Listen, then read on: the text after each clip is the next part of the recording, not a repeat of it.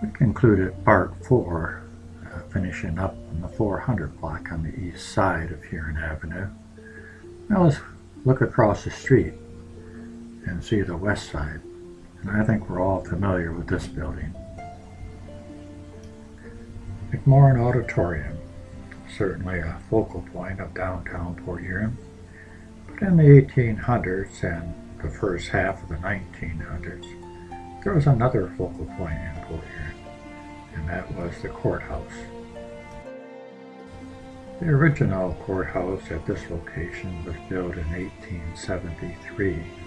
The original consisted of the middle section of the courthouse, and then later in 1896 the two wings were added to it.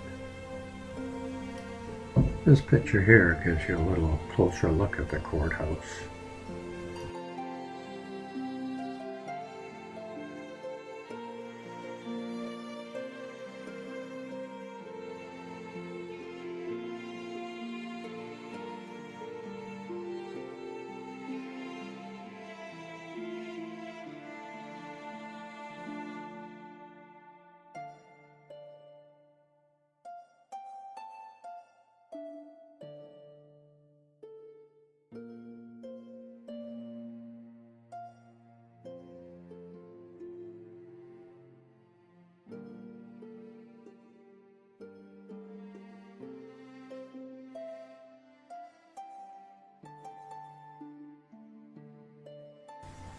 And the courthouse always had the welcome sign out. Quite often different groups would come into town and there would be a special welcome sign. But this one may be just for a welcome home to perhaps our troops coming home. And this one here, we see that the Maccabees are in town, and so they're welcoming the Maccabees. In this photo here, they're celebrating Edison Days. These two white pillars you see here, I think, had to do with Edison Days. I don't recall seeing them in any other photo or postcard of the courthouse. But for Edison Days, they had the portrait of the man himself up there. We'll talk more about that in a later video. And even if there were no special group to welcome, the welcome sign stayed right there. In front of the courthouse there was a large fountain. It was actually larger than it looks here. This next picture gives you a closer look, but it's not sharp enough to give you any of the details. I'm sure it was something symbolic though. These next two postcards gives you an idea of what it was like in the late 1800s, early 1900s.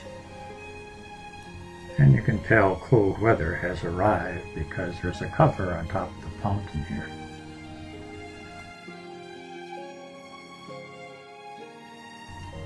The streetcars ran along Broad Street, which is now McMorran, and also in front of the courthouse, which would be Huron Avenue. In this photo here, it gives you the opportunity to see the courthouse at a unique angle. If you look in the back, you can see the Algonquin Hotel, or formerly the Maccabees building, with this large dome in the center and the two smaller on each side. This would be looking to the north. Next we have a short video clip of driving by the courthouse in 1942.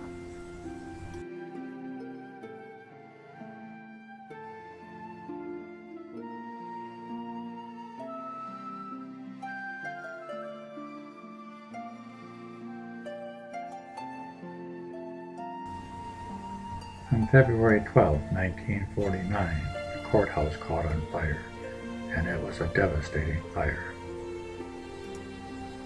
This is a clip of a home movie that was taken during the fire that my friend Chris Troy discovered.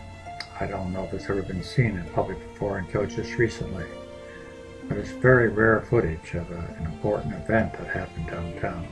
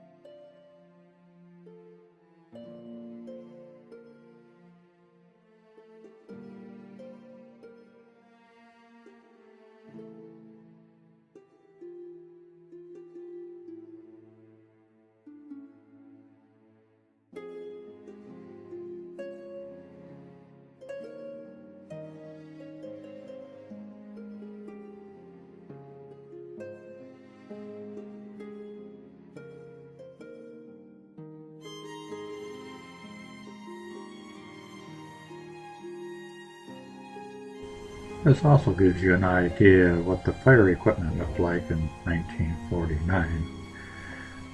This rig right here is definitely one of the older rigs, and a little bit later you'll see one of the newer rigs. So they had probably quite an assortment in their garage.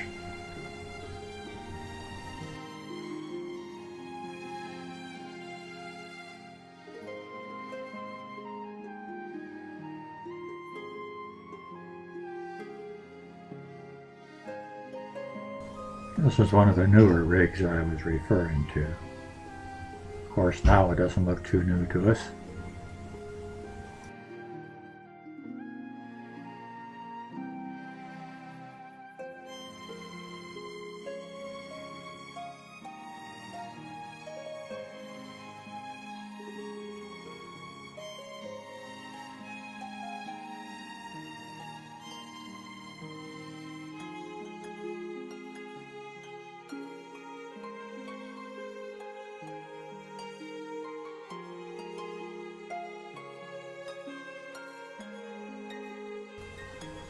And this is what the aftermath looked like for many years until McMorran was built. The shell was just left there. I remember walking every day, going kitty corner across the front lawn there to go to high school. We mentioned earlier that the original courthouse didn't have the wing shed, just the center part, and this is what it looked like at the time.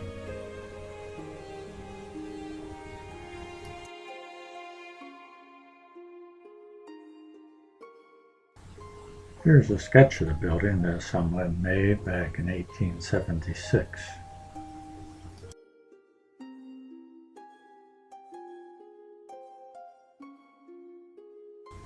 No, that's not me. I'm old, but I'm not that old. When McMorran was built, it was a huge undertaking. More than just the old courthouse had to be torn down, but the jail had to be taken down, and the fire hall, and the Port Huron High School gym, and a couple other smaller buildings. It was a large area to be demolished. The building on the right is the back of the courthouse, and the gray building is the city jail, and then we have the fire hall next to that. And next to the fire hall we had the high school gym. Here are 3 photos of the city jail.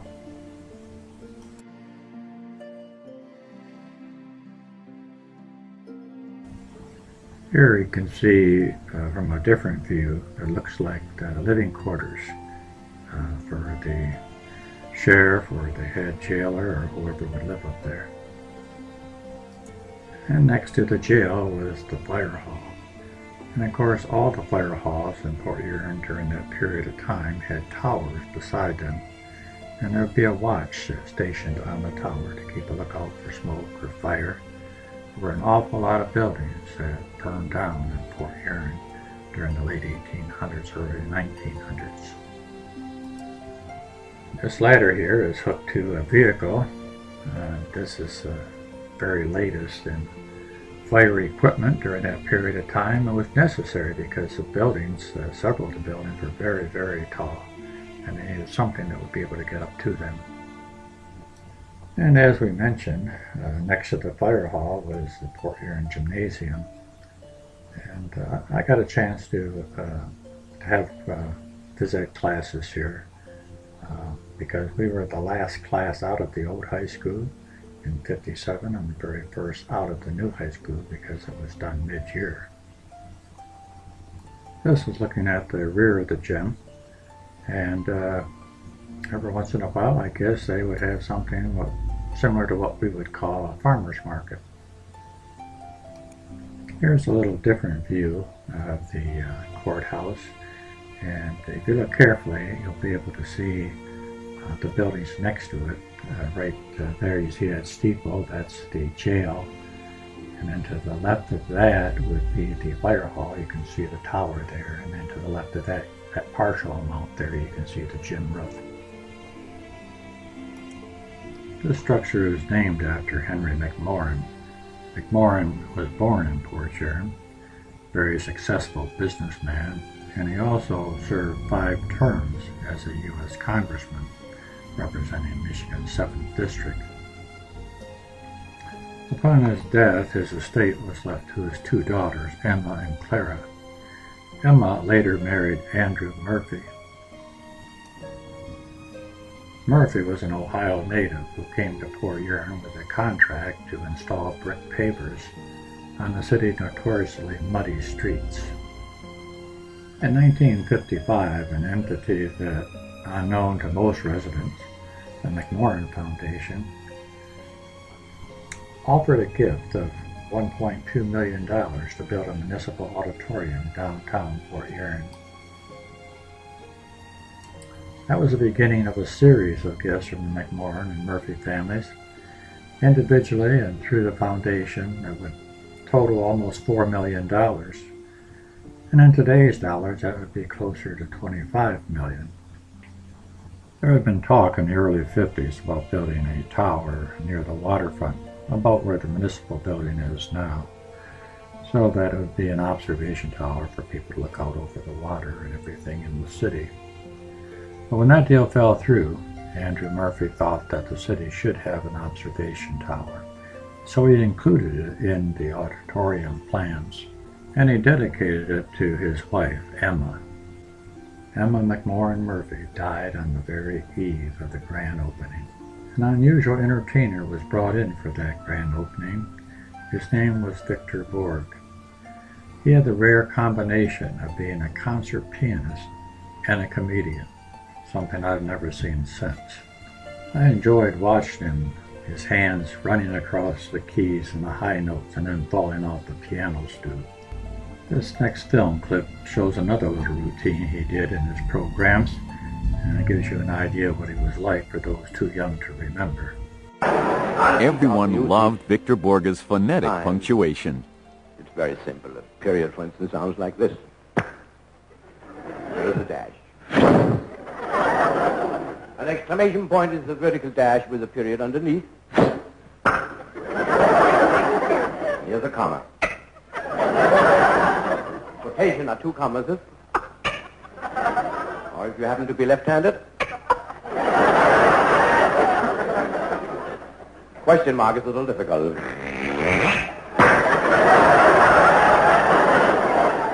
2 years had passed since she met Sir Henry. She could still remember the unhappy evening when her father had thrown him out. They had been sitting in the park, and Henry had said,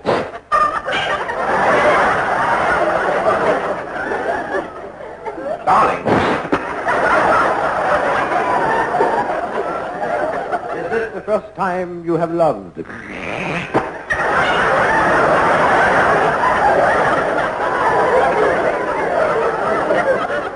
She answered, "Yes."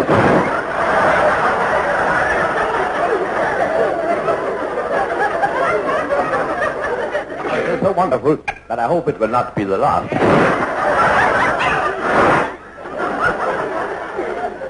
Getting a little messy here. This concludes Part 5 of Port Huron, Past and Present. In Part 6, we'll look at some other buildings in the area.